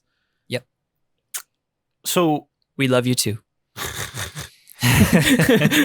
let me throw this at you, Ian. I know we touched on this a little bit. You are taking some of that like Titan, like Amulet Titan sort of tech with the what are those lands called exactly? They're not called bounce lands. I think it's called the bounce lands, right? That's what I've always called them. I thought they were called bounce lands. Okay, so with the bounce lands, okay. So explain that a little bit more for people who might not totally understand, like in a little bit more detail, I guess. Yeah. So once again, kind of the combos we covered earlier in the episode. The idea is that the lands were designed in a way that they're like, hey, they make more mana for you, and they actually technically generate card advantage because they return lands back to your hand. And now this one land is generating the card advantage of what two lands would generate. But the downside is it comes in tapped and it requires you to put a land back into your hand. Mm-hmm. The benefit in this deck is that also they're kind of busted because you can keep bouncing themselves. So when you have a token generator as well as Kodama has the token come in, says, hey, you can play something with converted mana cost 0 or less, i.e. a land, and put that into your hand to the battlefield. And so when you have something that creates a loop of token ETB from Landfall, your land that bounces itself, and Kodama, what you're doing is creating infinite landfall triggers of whatever the source is, as long as you have that continual loop going. Right. So my list goes hard into that. And once again, the reason we talked about Oboro is because it simulates that effect, because it basically creates a tap land coming in because it comes in untapped, taps to bounce itself. Right. So once again, strictly better to include that in my list because that adds an additional going up to 5 of versions of that effect that exist. Right. There's also technically Ghost Town, which is another version of that exists of that effect, but it only works if it's not your turn. So you could technically combo on another person's turn. It's a one man, or it's a land, taps are colorless, and for 0 you can return it to your hand only if it's not your turn. I did not choose to play that card, although it is like considering. Interesting. So yeah, fun fact. I used to, a lot of my random card knowledge comes from me playing years and years of casual Commander before I ever touched cEDH. Yeah. So Ghost Town was my old Omnath tech. I have never heard of Ghost Town, but it sounds... Yeah, it's a super deep pull for sure. I really like Scryfall. That's been me when I've been doing like these vehicle things. Is I'm just like, all right, Scryfall, do your thing. Mm-hmm. When Winota, when I first came up with Winota, I had a lot of people ask like, how did you know this deck was possible? And I said I literally looked at every single red white human on Scryfall. Period. So deep dives on Scryfall are like my bread and butter. I used to do that with before I really learned how to use Scryfall. I used to do that with what's it called? The Decked app. Archidect? No, just Decked is what it's called. It's yes, it's an app. Yes. Fun fact, everybody, if you ever want to know why I have 80 plus card considering boards on several of my lists, that is why, is because I go into Scryfall, look up all relevant parameters, and then just hit, okay, move that to the maybe board, move that to the maybe board, move that to the maybe board, move that to the maybe board. And that's why they're ridiculously large. Did you see my considering? Oh, I did not, but I assume it is beautiful. So I'm glad us insane people at least think the same way. So, with that being said, here as we kind of wrap things up, this has been a good old Sculpty Boy 2-hour brew sesh, 152 cobble. 152. Oh my goodness. Told you, I consider a very wide net. You really did. I didn't go to look at the considering board until Ian just said, I thought Winota was bad, but 152, dang. I mean, that's typical. That's generally the size of my considering boards for most lists, just because another deck and a half. Right. You just consider a lot of different possible things. And I love the Duretti in there. Hold on. Can you explain the Duretti? First of all, why are there 2 copies of Duretti? Okay.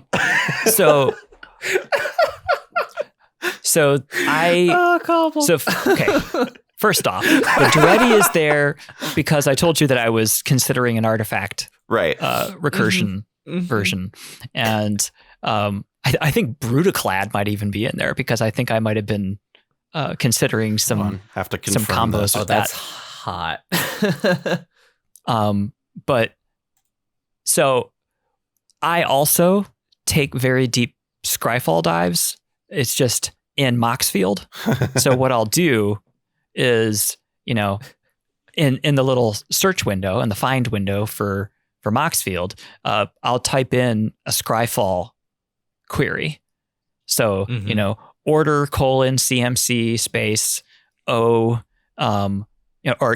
keyword landfall. Okay. And then it'll show you all of the cards in your color identity that satisfy the query.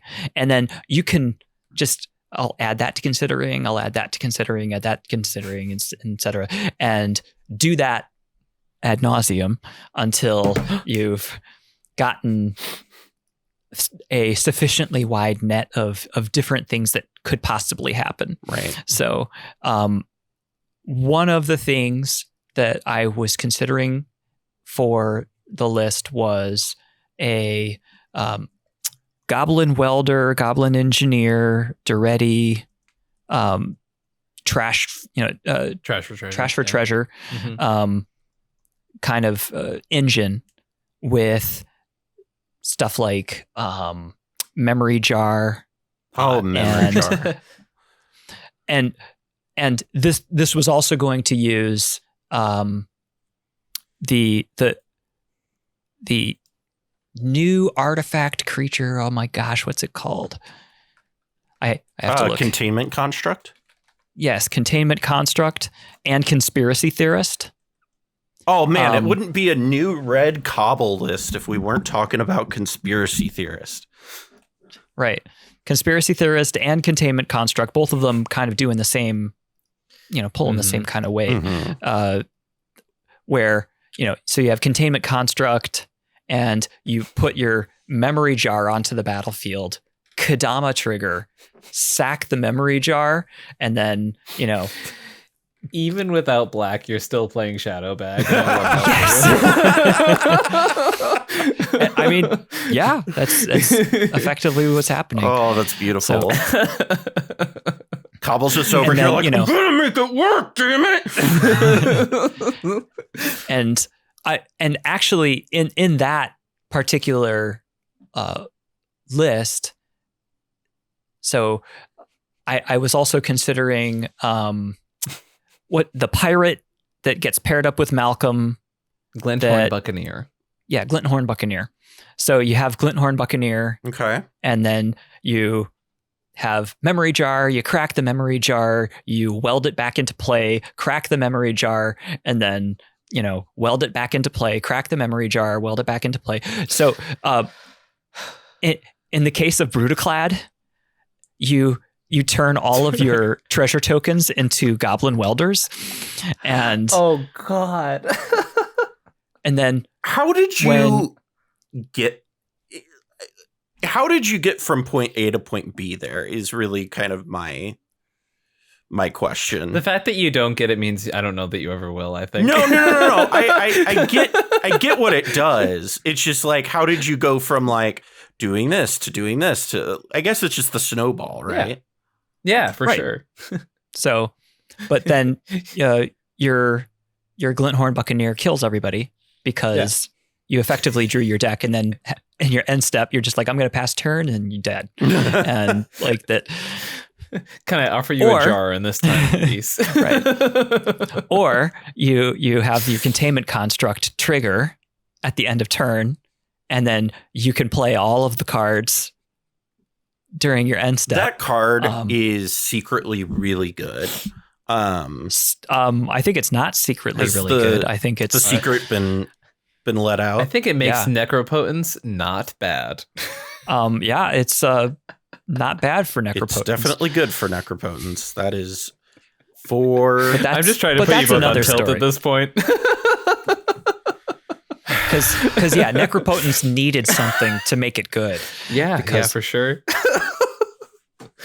Oh man, you just randomly have two copies of cards in your in this considering board, and that's because I do that all the time. I get it. It's because I'll do a ton of dives for different things. So, go look at all the landfall stuff. Look at something that has graveyard, return, battlefield, artifact. And, I'll just loop through a whole bunch of different queries for different types of behavior that I'm looking for. And then, when you're looking at 500, 2,000 cards. Wait, did I put Duretti in there? I don't know. Put Duretti in there. So it's just one of those things where they show up a couple of times when you do that. So I do. We could get lost in your considering board because I just have questions. There's so many cool things on here. The thing that I saw makes me really want the thing that I saw was Anchor to Reality, and my brain was just like, what vehicle are you or equipment are you getting with that? And I Dermataxi. Yeah, I saw your Dermataxi and I figured it out. I'm stressed. I need to close. You go find Dermataxi, and if you have Magda in the graveyard, Dermataxi becomes an artifact Magda that can then tap itself and then untap itself with Clock of Omens to go infinite and then put all their dragons into play. I don't think that's that bad of an idea for a different deck. That's I've never had someone articulate what it's like to work inside my mind so well. So I'm really glad that we're on the same page here. Right. And Cobble, you even maybe go a step further than I do, which is wild. Wait, do I have Gnawbone? Do I have old Gnawbone in this too? You do have old Gnawbone there. I do. That is a card that is there. Oh man. Oh, you can natural order into old Gnawbone. That's hot. Right. That's part of it. That's so funny. And who puts both of us in the same content? Cal, you made a terrible mistake. I in all honesty, though, I think that people are sleeping on Dermataxi to some degree, just because. I said in our set review, I'm going to dig up this clip, I swear to God, and Cam shut me down. It has the aspect of it that you see with Animate Dead that people don't use is that it can see all graveyards and you can reanimate other people's things. And most people, when they're using those abilities, they focus on their own yard. Yeah. And they, like, for whatever reason, they just have blinders and they don't realize that they can use it on other people's things. And it's because I want to play solitaire, Cobblepott. I don't want to interact with your board. I want to play solitaire. So for my Modern Horizons 2 set review, I phrased it as sort of a gimmick, calling it hit or shit. And Dermataxi was not a hit, I will tell you. Right. Oh, Ian. But when it copies Magda off of Anchor to Reality, God, that is so many levels deep. Although I do think, that specific interaction is pretty cool. I will say, being able to anchor your Mox Opal into a reanimation. You can anchor your dork into it, for crying out loud. Like, that's what's crazy about it. It's a creature or is artifact. Is it artifact or creature? Mm-hmm. Artifact or creature. That's why that's why when that card was spoiled, I lost my mind because I was like, this is insane. Like, well, for the decks that I want to play it in, right? Like, yeah, fair you're looking at the type of things where it's like you want to go get Helm of the Host or something, and you just want to put it straight into play, and it's just like that card is insane because I can turn literally anything into it. So it's I was also considering Reality Chip. I love Reality That card is Chip. so good. It's so freaking cool. So it's just better. That would be another sight. target. Yeah. Because with Kodama, Reality Chip and Sensei's Divining Top, you can you cast the Sensei's Divining Top, and so like let's say you got a land on the top of your Wait, so what? you tap your top to put it on the top. I'm assuming and Reality draw- Chip is equipped to Kodama for this. Yeah. and it's a future sight mode for sure. Yeah. right. So you top the land to your hand, and then you put the top on the top of your deck, cast it from the top of your deck, put that land onto the battlefield, and then use that land to cast the top again when you put the top back on the top again. So What are you doing with the top?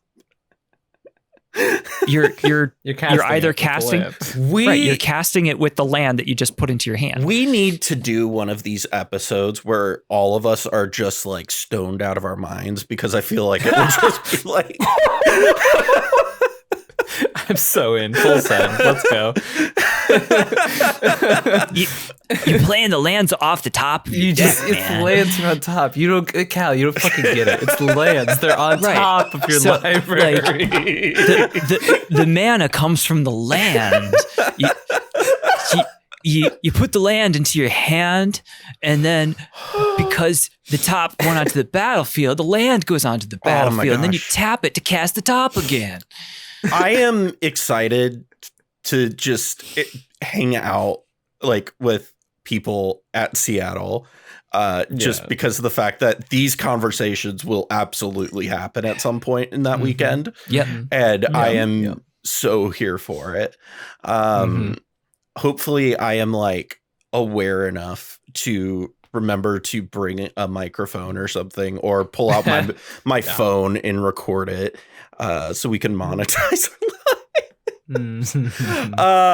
But with that being said, I do think that probably wraps things up for us here today. You know, as we kind of close this out, we have been kind of talking about a lot of the things we learned from this. But we've been talking about a lot. We've been talking about a lot of stuff in this episode. I love it.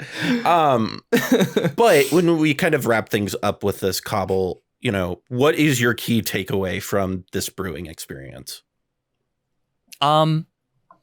Sometimes there isn't a clever novel thing lurking under the surface. Sometimes the thing that is evident when you first look at it is the best thing, and it's the way to go.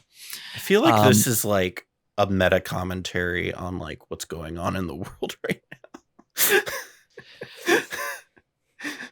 Not to get into that at all, but like you could make that a meta commentary on like everything outside of that. If it looks like Putin is running a false flag operation, then that's what's happening. That's exactly what's going on. That's what you mean? Yeah. Okay.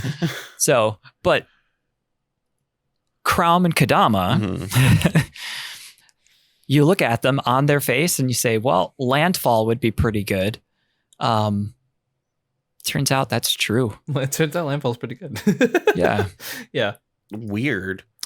But also, in this process, like Ian said, you realize stuff when you look at other people's things that that is something that I missed that I could put in there. Right. Like I forgot Tireless Tracker.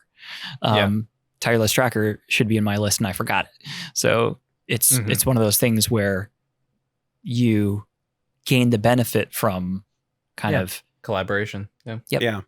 And that's what's so fun about these is we get to come and sit down and do these weird and I think this rants. one's particularly interesting because this is the most similar our concepts have been, and therefore it's been a lot more synergistic, I would say, to be able to have these because we are, all ships rising type of mentality. It's funny because I'm actually currently right now part of the group. We are writing a collaborative roll knock primer. So there's like 8 of us all working together, and I did the same thing with Roderick Silas. I did the same thing with Elsha, and I did it with there's one more, Okima Food Chain. And it's been some of the most fun I've had with decks in cEDH. Is working with a team, hearing a bunch of different perspectives. Everybody has their own lists. You know, I mean, you get your individual preferences, your cards. You're like, the fact that these people aren't playing, that's gonna make me lose my mind. Blah. And then you have those moments, but at the same time, you have, oh my god, for example, we were all like a bunch of us were playing Laboratory Maniac Jace, and we all realized that we had Twister loops basically in the deck. And had literally no reason to play Labman Jace. Like all of us had that epiphany kind of at the same time. We were like, oh, this is just a dead card in our deck. Why are we playing this? This is a lazy option. And so now there are at least 6 of the 8 authors who would just have better lists because we all work together working on this collaborative primer. And even though we're all going to have individual lists that we play, the teamwork, the working together, the sharing of ideas has created the all ships rising, as I've said, using that analogy again. So working with other people helps a lot. And that's as someone who tends to be an independent brewer a lot.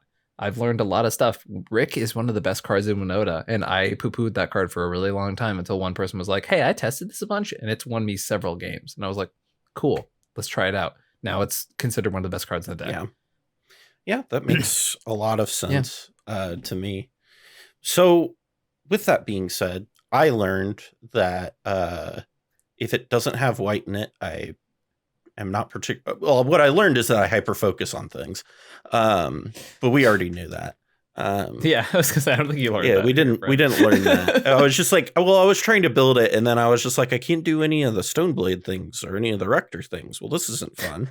And then I was just like, okay, well, maybe we just take a step back. I don't know. So anyhow. Thank you guys so much for, of course, joining me. I always love having you guys on. It's always a pleasure. These Brewer's Choice episodes are always fun. Just a reminder that if you want to follow us on Twitter, you can go to this address here on Twitter. Hey, look at that. Look at that. And you can follow us there at Sculpty Boys. Want to also just let you know that if you are going to be at Marchesa in Seattle here at, what is it, the 26th and 22nd? 7th? Correct. Okay. Yep. I will be there. Ian, I believe, is going to be there more than likely. Most likely. 8 of the 12 Sculpty Boys are going to be there. So Ian, Michael, Phoenix, myself, Charles, Sage, Reed, Sick Robot, and Morgan Spleenface. We're all going to be there. It'll be the first time more than 3 of us have gotten together at one time. Hell yeah. So that's not true. More than 5 of us. Excuse me. There was Las Vegas. But so that, like I said, that about wraps things up. So if you want to come check us out, say hi. I won't have merch, but I'll be wearing it, and I can tell you where you can order it. But I'll be there. I'm not playing in the tournament, so I'm absolutely down. Let's play some games. So do that. Go follow us on Twitter. We're going to be giving all of the updates about that and stuff, and the MLC, which I am actively working on because that is a beast of a project. And big shout out and thanks to the r/cEDH server that is in partnership with that, because they are doing so much to help with that process. Other people that I want to give a shout out here at the end of our episode are some of our higher tier patrons. Justin, Michael Levine, who we just talked about, CZ, David Snavely, Dionyches, Jason Bialik, Lone Wolf, Matt Boehner, and Senior Coupon. That's my favorite of all of them. Thank you so much for supporting us. And I know that I don't always get stuff out early for you guys. I do actively try, but sometimes we have episodes like this week where we don't get to record them till Thursday. And it just do be like that sometimes. But we are actively trying to do that so that we can get these episodes out to you before and get them about a week or so out early. So with that being said, if you too would like to become a patron and get early access to these episodes, you can head on over to patreon.com/Mind-Sculptors or check out the link in the description.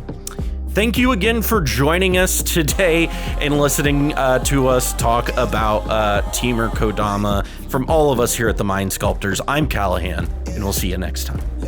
I'm in line with the stars, I'm in sync with the earth. 10 toes deep, flower child from the turf. I never switch sides, like even when I die, I'ma ride for the squad, light up tires in the hearse.